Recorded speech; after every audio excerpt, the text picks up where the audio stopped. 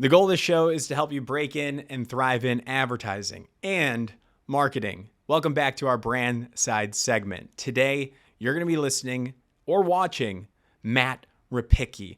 Matt Repicky is the Chief Brand Officer at Tailored Brands. Men's Warehouse, Joseph A. Bank, and a suite of other brands are within that. And Matt is probably the best dressed guest we've had on this show, and he's amazing. He's going to tell you how you break into marketing and all of his advice he's learned along the way. Before being at Tailored Brands, he worked at Mattel, and before that, he started off in consulting. He's going to give us some fashion advice, which we desperately need on this show. You're going to want to connect with him. To do that, follow him on LinkedIn and send a note and say Breaking and Entering sent you. While you're there, follow us on LinkedIn because that helps us grow and get amazing CBOs and CMOs on the show. Now let's get into it. This is the Breaking and Entering Advertising and BrandSide podcast. And as usual, I'm your accomplice, Gino Schellenberger. Kick it, Mikey.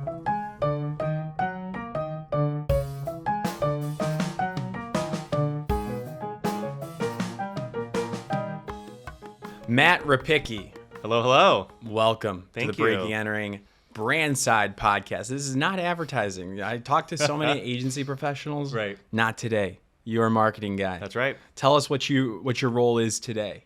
Yeah, I am currently the Chief Brands Officer at Tailored Brands. We're the parent company of Men's Warehouse, Joseph A. Bank, a couple of other brands in our portfolio. And I have the privilege of working on our brand strategy, our creative strategy, all of our in-house production, and a few other things. Yeah. Can you give me a quick lay of the land of some of those brands? Because I'm most familiar with Men's Warehouse and Joseph A. Bank. Sure. But give me like high level for like maybe an intro brand ambassadors. I'm day one. Maybe I'm an intern. Yeah. I'm starting off. Yeah. Like, what are you going to tell me about the brands? No, totally. Great question. I need an intern, so if you know of anyone. But there we go. Sign up. Send me a note. So, listen, Men's Warehouse, it's the brand everybody knows. Mm-hmm. George Zimmer spent a lot of years talking direct to camera, and there are people who shouldn't know who George Zimmer is, and they do. So that brand, we trade off of an amazing amount of awareness, and we're in the cultural zeitgeist. The number of times I get a text on a Sunday morning because SNL spoofed us the night before, great, I'll take it. Yeah, so it's a brand, though, that's super ubiquitous. We cover sort of all of your main occasions, from prom to wedding to job interviews, dates, funerals. We're there for sort of all of it. Joseph A. Bank, on the other hand, started in 1905, very traditional, heritage-rich menswear retailer, really big customer base in the South and the Northeast.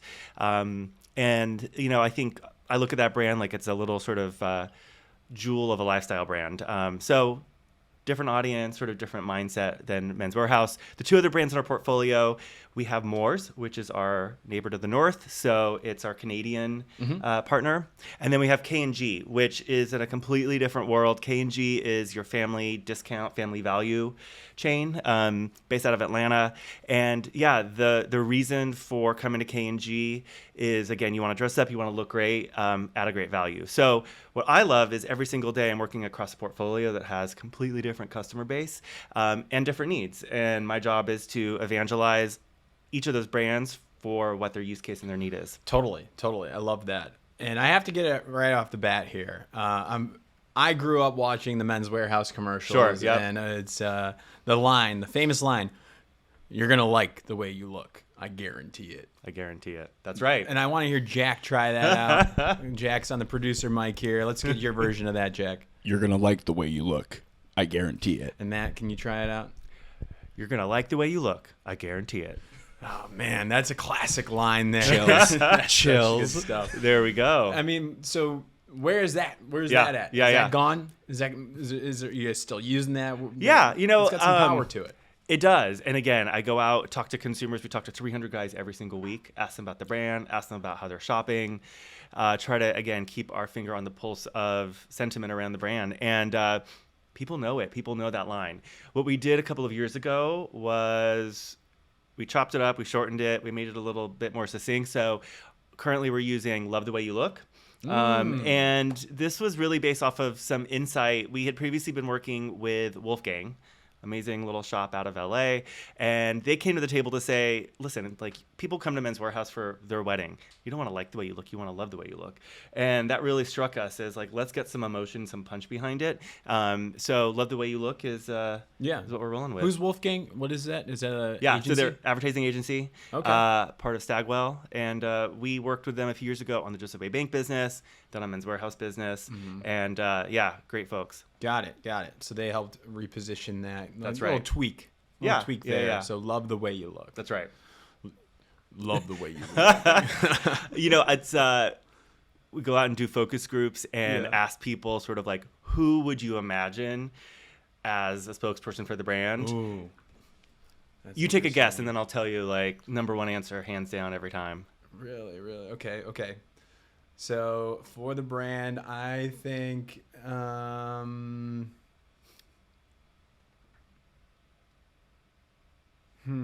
Jag, you got one? Yeah, I had one. I was gonna say Michael B. Jordan. Yeah. Fascinating. He is a stud. Love I that. know. Yeah. Love that. Yeah. I'm kind of thinking like a Barack Obama. Interesting. Yeah. Okay. That could be interesting. The Dos Equis guy. Oh, most interesting man in the world. Like, it is fascinating to me. You just say people like, who would you want to see if there was someone fronting this brand? Dos Equis guy. Yes. So yes. haven't given him a call yet, but maybe one day. That would be interesting. Yeah. Because that was Dos Equis. That was I think that was a Wyden creation. Like Carl Lieberman made that back in the day. Yeah. So yeah, he's due for resurgence. There we go. I like that. Okay.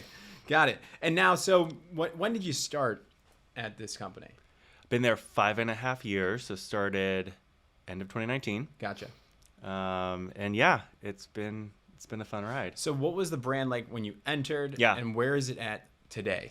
Yeah. And, like I'll talk about Men's Warehouse. It's again, sort of where people immediately go and what they think about. And, that brand, again, like lives in the zeitgeist, which I think is awesome. But when I walked in, it was highly promotional. Again, we were talking about like, and again, it's sort of what SNL loves to talk about us for is like buy one, get 5 suits free. Kid you not, we don't do that anymore. So, I like think that it's deal, been though. like, that was a piece of it. The other piece of it was, because when you're highly promotional, like you don't really have a story to tell. And so I think we were devoid of like giving people a reason to think about us other than the very transactional, like, okay, I have this thing, I need a suit, I'm going to go to Men's Warehouse. And so part of the journey that we've been on is how do we start to like shift those perceptions? So you have a brand that everybody knows, I want them to think about us a lot more often and with a much more updated mindset. Gotcha.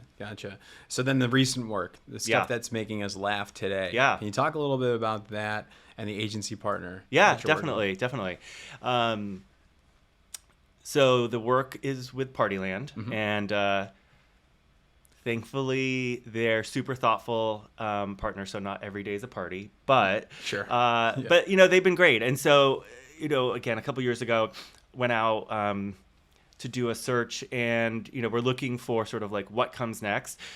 We had come out of a period post-pandemic where every day was a wedding because nobody could get married for a couple of years. So there was this pent-up demand. All of our advertising was wedding 100% of the time, 365 days a year, which was great, but it was super emotional.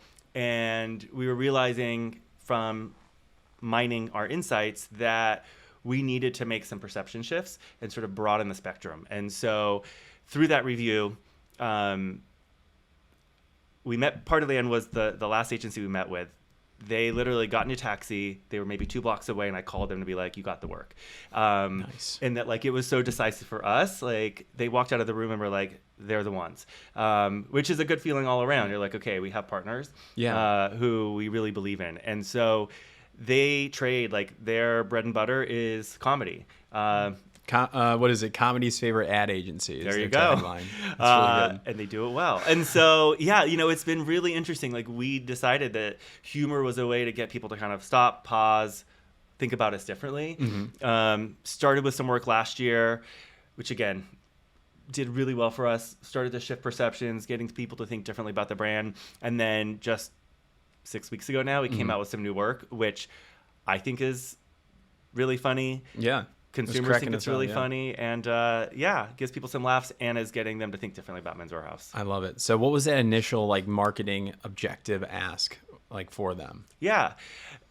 Part of it is we sell a lot of things other than suits. So I want people to think about us when they need a new polo shirt, when they need chinos. And so part of the objective and the remit for Partyland is like, okay, how do you broaden what people are considering us for? And how do we update, like I said, the perception? Like right now, I talk to you, you're like, oh yeah, my dad used to shop at Men's Wearhouse. Okay, well, like I want you to think about shopping at Men's Wearhouse. Yeah. And so that was the other part of the remit is like, let's have a perception shift. Let's get people to connect with the brand differently. And while they're doing that, realize that we have actually everything that they need for every moment in their life. I love that. That opened up the world for me, especially as like when it launched, like going into summertime. Like if you watch our videos, I have the same 4 outfits on every single, nice. And they're awful. Yeah. So I was thinking about like summer, like where can I get new polos, new chinos? Yeah. That ad really helped me understand I can go there. So that works. Mission really accomplished. Well. I love that. What's it like working with Matt Heath? Like I've had the opportunity throughout my career to work with a lot of agency partners, work with a lot of creative partners. You don't often find someone who is insanely creative and innovative, but also doesn't have an ego and is actually willing to like talk through with you how to solve a problem. And like, that is Matt Heath. So love it. What's great is Heath may pitch something. I'm like, no way, but it's never no way. It's like, let's talk about it and let's like find where we can meet and like deliver on what the business needs, as well as delivering on, you know, his and his team's amazing creativity. Yeah. So to that end, it's been like a really great collaboration. I love that. So then how do you break into all this? Like getting to the spot where you're at today, basically chief brand officer, CMO type role here. What do you say to the next generation? Like, what was your story? When did you realize you wanted to get into marketing? Paint that picture for us. Yeah, I started my career in consulting. So I know. So did Jack. Yeah. And did that for a few years, traveled the world. Big Four? PricewaterhouseCoopers and then Accenture. So oh, nice. Yeah. So that's a good life there. You could have stuck with that. You would have been... Literally wanted to poke my eyeballs out. So, you know, like I joined Mattel really as like a consultant. And so I was managing projects all around the world for them, which again, incredible, like traveling everywhere. And how'd you make that jump though? So you went BrandSide from the consulting, like were you working on Mattel? And nope. No. They just had an in-house team at Mattel. And again, I wanted more ownership over what I was doing. Yeah. And so was doing that for a few years. And again, like I was living in Amsterdam, I was traveling to Sao Paulo, I was in Hong Kong. It was great from the perspective of getting to see a lot of things and like work across the business. But again, I got to a point where I was like, okay, this is not exactly what I want to be doing. And I'd always had an interest in fashion, in design. I'm going to say this and it's going to really date me. I started a menswear blog. So, you know, like, started doing some freelance writing on the side about the menswear space, and through that just started learning and teaching myself about fashion. Again, it was like fashion, branding, design. And I ended up working on a project where Mattel was opening a Barbie flagship store in Shanghai. And I was managing that project. The leader of the Barbie brand at that time was Richard Dixon, currently CEO of Gap Inc. And one day, Richard and I are in a meeting with a bunch of his creative team, and he asked them a question. No one knew an answer. I lean in, answer the question. He literally looks down the table like, who the are you? And I was like, yeah, hey, I'm here just managing this project, but I also happen to know these things. And he pulls me aside and was like, okay, you need to be doing something different with your life, type of conversation. And he brought me over to the Barbie marketing team. So... wow. Yeah. Do you remember what was the question? Unusual path. Oh my gosh, I wish I knew what the question was. I don't recall. Gotcha. But it was one of those like right moment, right time. But I had equipped myself such that like when the moment arose, I jumped in and thankfully had him to help sort of shepherd me to the other side. What do you think would have happened if you didn't step up and say something? Oh my gosh. Gino, I don't want to think about it. I know. Yeah, it'd be like crunching spreadsheets. I know. I saw like this video. It actually got to me. It was like all it takes is 20 seconds of insane courage. Yeah, love for that. Whatever you're thinking, Love that. whether it's asking somebody out or going, Yeah. like reaching out to somebody for a job, Yeah. it just takes 20 seconds. Love it. No, I think that's so right. I think about that a lot. If I hadn't inserted myself, what would have been different with my career path? So, I tell that story a lot in that I encourage people, your question is like, you're starting your career, you're trying to figure out what you want to do. If you may have interest in things that are not your day job today, pursue those. Like, learn about them, have a hobby, because you never know when it's going to... Like a blog or a podcast. 100%, or yeah, like yeah, just yeah. create something and learn about it. Totally. And I always say, like, document your process and progress along the way. Yeah. So if you Yeah. are interested in fashion, Yep. then maybe like you're not an expert yet, but that's still okay. Totally. You can still publish stuff. Yeah. You can Yeah. create something Yeah. and just build up an Instagram page. Totally And- agree. And then it might go viral or it might start getting a following, create a newsletter, and then you get a job because of it. Yeah, love 100%. that. So, what are some like the big things you learned in the marketing branding space Yeah. on the brand side that you can tell our audience? Yeah. Like, here are some fundamental things that you've learned. Maybe you made some mistakes along the way. Yeah. That you Yeah. can help us out. sure. I think one of them to me is... feels really rudimentary, but it's consistency. I spent a lot of my career on the Barbie brand, and now working across the Taylor Brands portfolio. One of the things that I see all the time are marketing teams pivoting from one thing to the next before they've given them a chance to like really soak in with a customer. Yeah. Like I would, at Mattel, we would have like a multi-year cycle where you're designing a product, you're manufacturing the product, and then by the time the product gets to shelves, you're sick of it. Well, the consumer hasn't seen it yet. And so you really have to like hold yourself steady and hold your team steady to be like, no, we have to like see this through, even though you're ready to move on. So that consistency of message, I think is one of like the biggest takeaways I've had throughout my career. You had a quote that says, if it works, you scale it. Yep. If it doesn't, figure out why. Yeah. And then I think kill it or something like that. Yeah. I worked in Amazon for a few years. Yeah. And shout out to Jeff Bezos. But yeah, something I learned there, and I had a boss who literally said to me, I'm going to give you enough rope to hang yourself with, because it's like, go out and try shit. Like, try it. And so that quote, that idea came from my time at Amazon, which was, hey, like, let's go out and like chase some things, and, let's minimize the risk to some degree. So like, I'm not going to like take my whole budget and push it in one direction, but if I like throw something at the wall and it sticks, great, like let's keep running at that. But then similarly, like if you try it and it doesn't perform the way you want, then like move on. I'll give you an example. The prom business on Men's Warehouse, like the most fun my team has all year, because The which one? the prom business Oh, yeah. on Men's Warehouse. Oh, So yeah. like we're talking to teens, they have a point of view. Yeah, And yeah. like a couple years ago, I suggested that we explore advertising on Twitch. We're like, what are teen boys doing other than playing video games all day, right? So Nothing. we nothing. Just playing video games and streaming. They're coming in the day of their prom, and they're like, hey, I need a suit. But yeah, lots of advanced planning there. So the we hadn't tried Twitch before, so like we did a small buy on Twitch. It was fine. The team went back though, and they're like, okay, how do we refine this? How do we make it better? Like went back with year 2.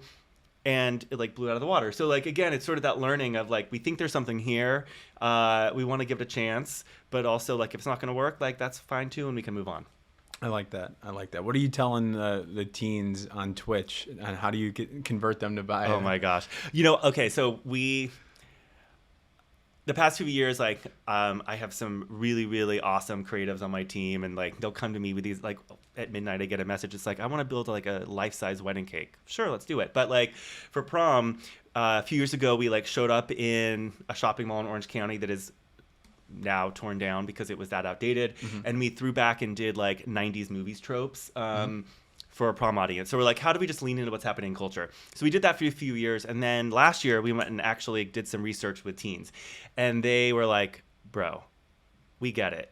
Like, you're trying to be cool. We think you're sort of cool, but like, honestly, we just want to buy good clothes. So like, show us the clothes, show us their high quality. Like, they just really, it was an interesting acknowledgement that they appreciated our effort, but like didn't need it. And they all want to look like James Bond. So Nice. This year's campaign was like fully stripped down. It was like white seamless in a studio, just like focus on the suits.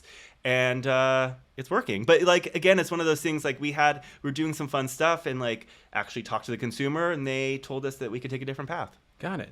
Okay, that makes sense. I need some fashion advice. Okay. Can I come to you for this? Of course, Okay, sure. okay. So, first question I have is socks with suits, or like, is that like a thing now? Or do you take them out? Do you go sockless? Wow, interesting. Okay, we're going deep here.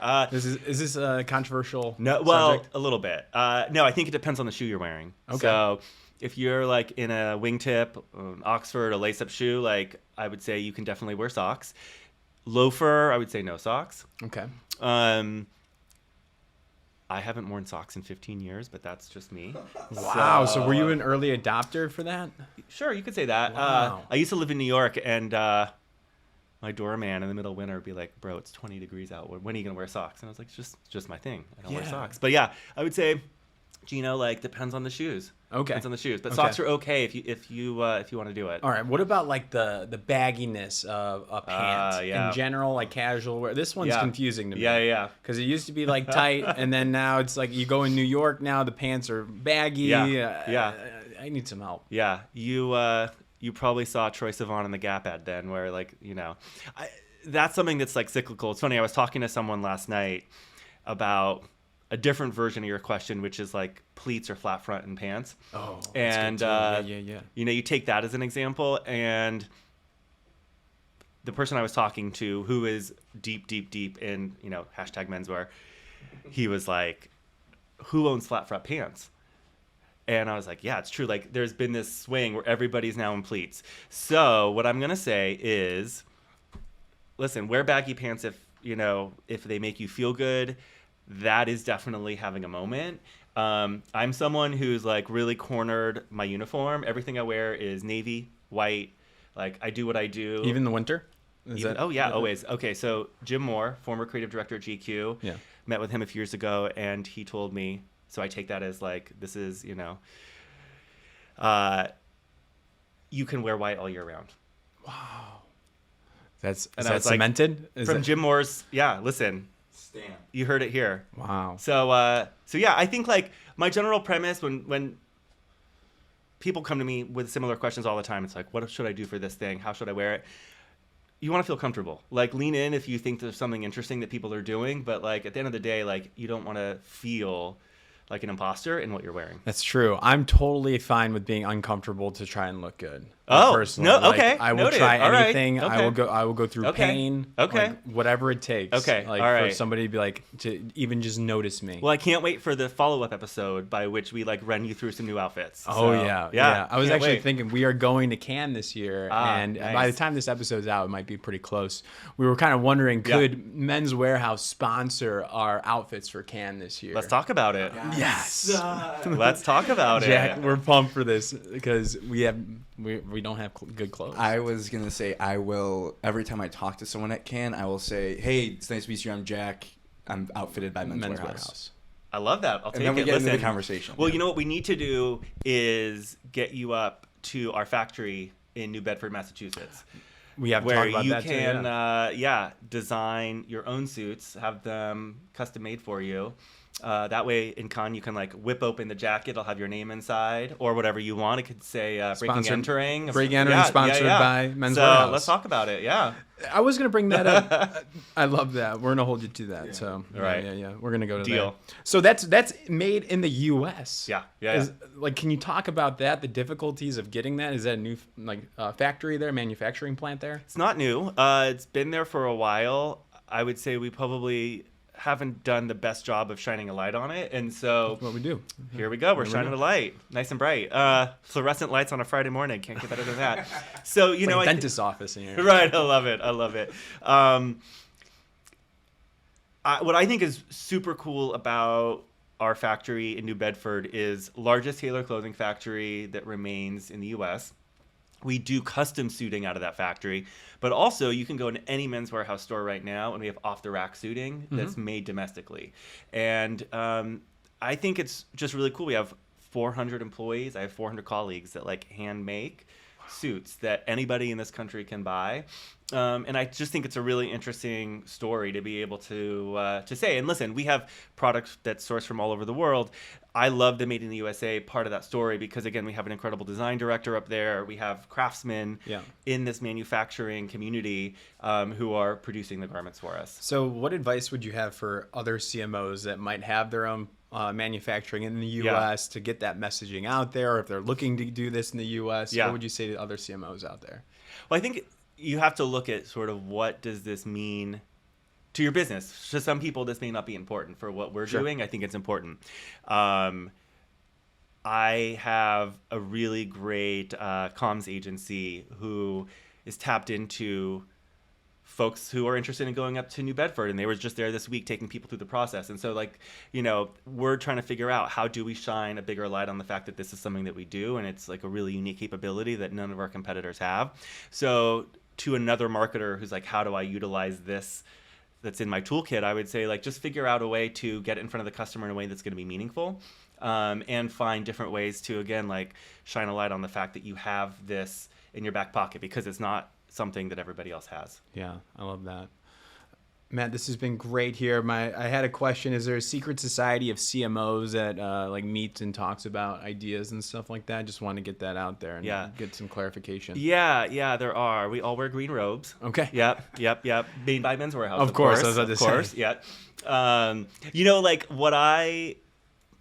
what I really enjoy is when there's an opportunity actually to, like, meet with other marketers, because it's easy to be stuck in sort of my proverbial four walls and, like, focusing on my business every day. And when you're able to chat with other people and really appreciate their challenges and the things they're going through, it makes you feel a little bit better about the things that you're going through, but also starts to just, like, open the aperture of, like, hey, I haven't thought about that before. So those societies do exist, and maybe we can invite you to a meeting sometime. Oh, great. I love that. Please. And then what's next for you and for the brands? Yeah, we always have something fun in the works. I'm excited for some of the content that we're going to be producing throughout the rest of 2025. Have some really fun creators in the works, and excited to start sharing them. Can't wait. Let us know when you got that new work that'll go on the board. Awesome. Appreciate that. Yeah, send that to us. Anything I missed, Jack? No, nailed it. Matt, any other fashion questions? You got plenty of fashion questions. Yeah, let me know. I always... How many suits should you have? Yeah, the suit question is good. And then I have a question. If you have any advice for outdoor wedding, 95 degrees, how do I avoid maximum sweat? I know it's inevitable, but do you have any tips there? What a cue up to our work. I love it. Thank you, Jack. Nice job, Jack. You go in and get a chill flex suit. That's what you do. Nice. Keeps you cool. Again, Matt Heath is not a douchebag, and came up with a really fun way to, like, how do you do a product call out in an ad and not make it seem corny? And I think, like, we really landed the plane on that one. And literally, I'm getting stories of people coming into stores right now asking for Chill Flex suit. So, like, it doesn't get better than that.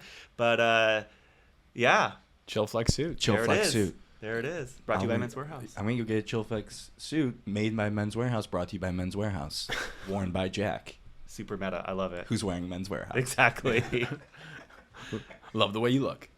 How many suits should somebody own? Yeah, that's a good question. I mean, I think it depends, honestly, on corporate, your lifestyle. Finance guy. I know. Corporate finance guy, lives in Phi Die. God, that would have been me if I wasn't in marketing. Oh my gosh, that's your old. Yeah. Could you imagine? Another universe. Yeah, literally. 5 suits. I mean, it's not like one for every day of the week, but you're like, let's get color range. So black, navy, gray. Let's do fabrication range. So like a traditional wool, you probably want something that's like canvas for spring, summer, something that's linen. So you just want a little bit of variety. Gotcha. Yeah. Next one. Tweed. Thoughts on tweed suits? Oh gosh. Are you going on vacation to Scotland? No. We were supposed to wear a tweed then I suits think today. you're good. Okay, got it. Okay. Love it. All right, Matt. Well, I'm sure we'll have some other fashion Cool. questions. We'll follow Please, up with you. send 'em my way. Yeah, and you can just do selfie video answering them. Love it, Put it on love our it. story and all of that. But Happy to. it's been great. Yeah, Thank you thanks, so Dino. much, sir. Yeah, thank Yeah. you.